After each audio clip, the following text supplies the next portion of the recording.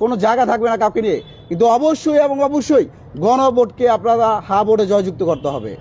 আমরা বাংলাদেশের মানুষকে আরেকবার আহ্বান করব যে আহ্বানের ডাকে সাড়া দিয়ে 2024 সালে 5 আগস্ট আপনারা এদেশের কৃষক, শ্রমিক, মেহনতি মানুষ থেকে শুরু করে লেখক, আইনজীবী, বুদ্ধিজীবী, রিক্সা চালক, দিনমজুর সকল শ্রেণী পেশার মানুষ যেভাবে ছাত্র সমাজের আহ্বানে ডাকে সাড়া দিয়ে শেখ হাসিনার পতন নিশ্চিত করেছেন, একইভাবে আগামীতে আমরা ব্যক্তি নয়, গোষ্ঠী নয়, কোনো দল নয়, শাসন ব্যবস্থার পরিবর্তন করার জন্য আমরা আর এই বাংলাদেশে গুম খুনের বাংলাদেশ ফিরে দিতে চাই না।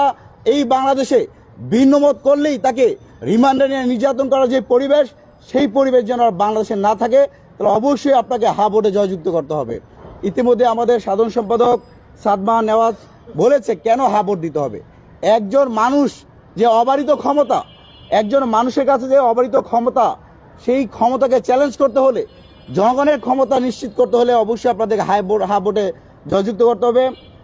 আমরা আজকের পর থেকে জুলাই অভ্যুত্থানে যেভাবে ছাত্র অধিকার পরিষদের নেতাকর্মীরা প্রত্যেকটা বিশ্ববিদ্যালয়ে ক্যাম্পাসে কাজ করেছে এবং আসন্ন ত্রয়োদশ জাতীয় সংসদ নির্বাচনে এদেশের সকল শ্রেণী পেশার মানুষকে ঐক্যবদ্ধ রেখে তাদেরকে সচেতন করে ছাত্র অধিকার পরিষদের নেতাকর্মীরা কাজ করবে।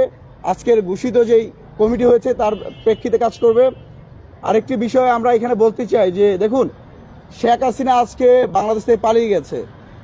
শেখ হাসিনার পাপের যারা ছিল, সেই হাসানুল হক ইনু, রাশেদ খান মেনন, তারা এখন জেলে আছে।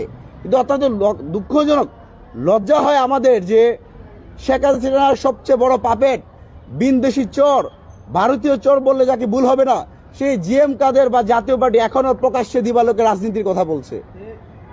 এই জাতীয় পার্টি গত 29শে আগস্ট নুরুল হক নূরসহ আমাদের উপর যে নির্মমভাবে হামলা করেছে, অন্তর্বর্তীকালীন সরকার কিন্তু সেই হামলার যারা হামলা করেছে তাদের বিচার নিশ্চিত করতে পারে নাই।